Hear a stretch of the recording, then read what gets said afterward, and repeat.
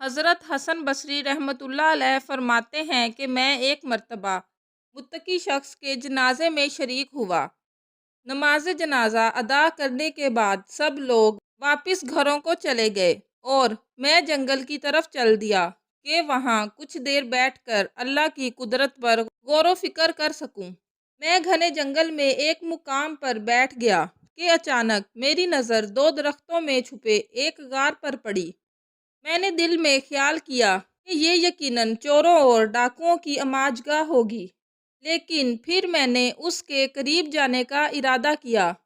جیسے ہی میں غار کے قریب پہنچا تو کیا دیکھتا ہوں کہ اندر ایک نورانی صورت والے شخص عبادت کر رہے ہیں۔ میں اندر داخل ہو گیا اور سلام کرنے کے بعد پہلا سوال کیا، اے بندہ خدا، آپ یہاں اس ویران غار میں کیا کر رہے ہیں؟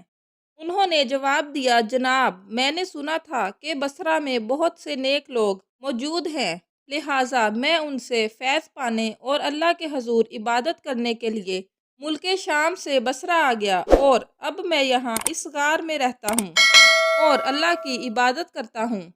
میں نے پھر سوال کیا، اے نیک انسان، تمہارے پاس کھانے پینے کا بندوبست کون کرتا ہے؟ انہوں نے جواب دیا کہ جب میں بھوک محسوس کرتا ہوں تو درختوں کے پتے کھا لیتا ہوں، اور جب پیاس محسوس کرتا ہوں تو ندیوں کا پانی پی لیتا ہوں۔ اسی طرح مجھے سب کچھ میسر ہے۔ میں نے عرض کیا، اگر آپ کہیں تو میں آپ کے لیے کھانے کو کچھ بھجوا دیا کروں۔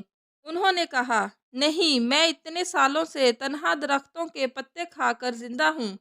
مجھے روٹی سالن کھائے ہوئے عرصہ گزر گیا، اب مجھے اس کی کوئی ضرورت نہیں۔ میں اصرار کرنے لگا کہ مجھے اجازت دیں کہ میں آپ کی کچھ خدمت کر سکوں اور ہمارے لیے برکتیں لکھی جا سکیں۔ تب انہوں نے فرمایا، ٹھیک ہے، اگر آپ میرے لیے کھانا لانا چاہتے ہیں تو ٹھیک ہے، بس آٹے کی 2 روٹیاں، سالن نہیں، بس تھوڑا سا نمک لیتے آئیے گا۔ میں نے یہ سن کر ان سے اجازت لی اور گھر آ گیا۔ گھر آ کر میں نے 2 روٹیاں بنوائی اور ان پر نمک رکھ کر واپس جنگل کی طرف چل دیا۔ جب میں غار کے قریب پہنچا تو کیا دیکھتا ہوں کہ غار کے منہ پر ایک بہت بڑا خونخوار شیر بیٹھا ہے۔ میں سمجھ گیا کہ اس درندے نے اس نیک آدمی کو اپنی خوراک بنا لیا ہوگا۔ مجھے بہت دکھ ہوا، لیکن پھر بھی اپنی تسلی کے لیے اونچی جگہ پر چڑھا جہاں سے غار کا اندرونی حصہ دیکھا جا سکے۔ جب میں نے اندر دیکھا تو میں بے حد خوش ہوا کہ وہ بالکل ٹھیک موجود تھے اور عبادت کر رہے تھے۔ میں نے آواز بلند کہا، اے میرے بھائی، آپ عبادت میں اس قدر مصروف ہیں کہ آپ کو باہر کی دنیا کی کوئی خبر نہیں۔ انہوں نے مجھ سے سوال کیا، اے اللہ کے بندے، اس بات کے سبب آپ مجھ سے اس طرح کہہ رہے ہیں، آخر ہوا کیا ہے؟